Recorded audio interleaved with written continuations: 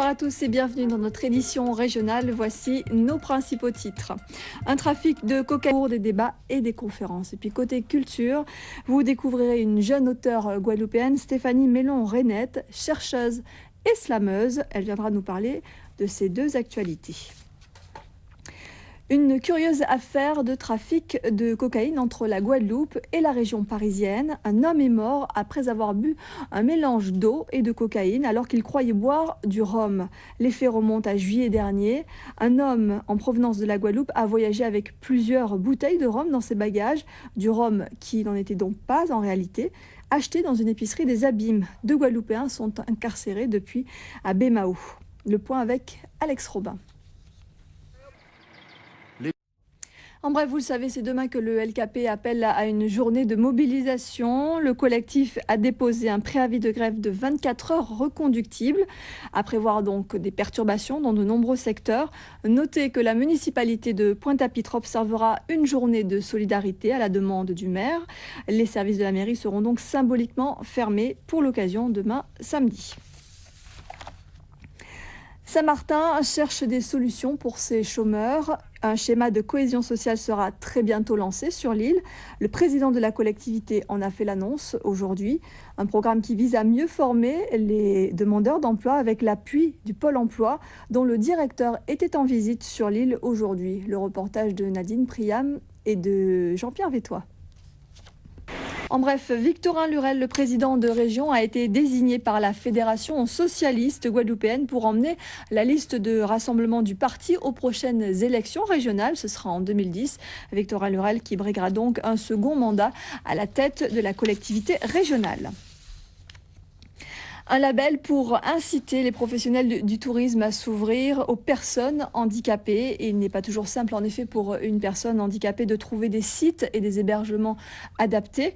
Le label Tourisme et Handicap a été créé pour pousser les structures à accueillir ce public particulier. Il a été présenté ce matin aux professionnels du secteur. Lise Dolmar et Paul Labeka étaient également là pour nous. Reportage. Le plus grand réservoir d'eau potable de Martinique et dit-on de la Caraïbe vient de voir le jour à Saint-Joseph, c'est dans l'île Sœur. Sa mise en service il y a quelques jours concerne pas moins de 200 000 habitants. Delphine Bess et Marc Balsa étaient à l'inauguration ce matin. Voyez leur reportage.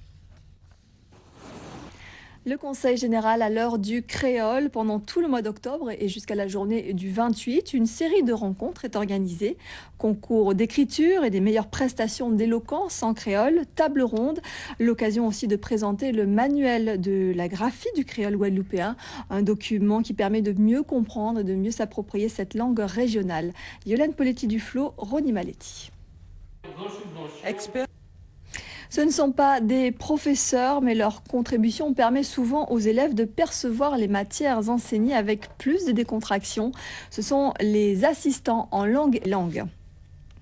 De la danse à l'écriture, il n'y a qu'un pas, certains diraient. Stéphanie Mellon-Renette l'a fait. Cette jeune auteure guadeloupéenne a deux passions, l'écriture et la danse. Avant de nous intéresser à son œuvre littéraire, je vous propose de mieux faire sa connaissance à travers sa passion pour l'art et la danse en particulier.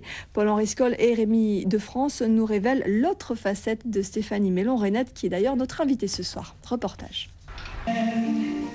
Et Stéphanie Mellon-Renette est donc notre invitée. Bonsoir. Bonsoir. Merci d'avoir accepté l'invitation. Vous êtes donc chercheur civilisationniste. Vous venez nous parler de deux de vos actualités. Haïtiens à New York City et les Bleus de l'existence que vous devriez signer demain, si tout va bien, à la librairie Jasor de Pointe-à-Pitre.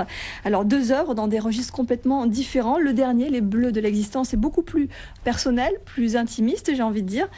Ces Bleus de l'existence, tout d'abord, sont-ils les vôtres ? Des poésies, des slams où il est beaucoup question d'amour quand même, mais pas seulement, puisqu'effectivement vous évoquez la fratrie, les enfants soldats, la guerre, effectivement, la musique aussi. Est-ce que ce sont des thèmes qui vous tiennent à cœur, ou bien ce sont des influences, comme vous venez de le dire, de la télévision, de l'extérieur, de tout ce qui vous parvient en fait? C'est une chronologie et puis quelque part c'est un peu un témoignage effectivement de ma propre vie. Mes propres expériences et aussi ce qui parle d'amour avec émotion, avec intensité, avec érotisme aussi. Ça frôle parfois quand même l'impudeur. Est-ce que ça vous dérange pas de vous livrer de façon aussi intime à un large public ? retrouver des émotions, retrouver des expériences ou des sensations.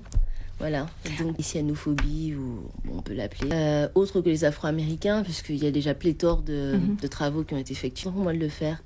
Voilà, et si donc vous voulez en savoir davantage sur cette communauté haïtienne à New York City, je vous invite à découvrir. Les événements le permettent à Pointe-à-Pitre, à la librairie Générale Chazor. Merci beaucoup d'être venu sur ce plateau. À vous.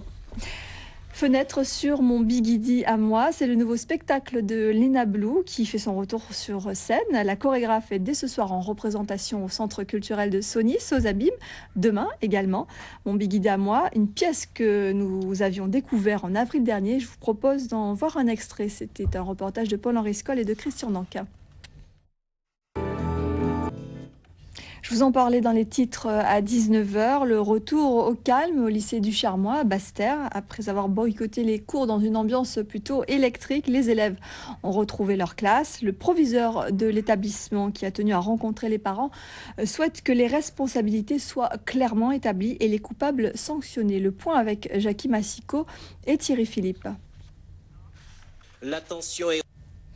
Une nouvelle émission sur Radio Guadeloupe. Chaque vendredi désormais à 12h30, vous aurez rendez-vous avec la direction de RFO.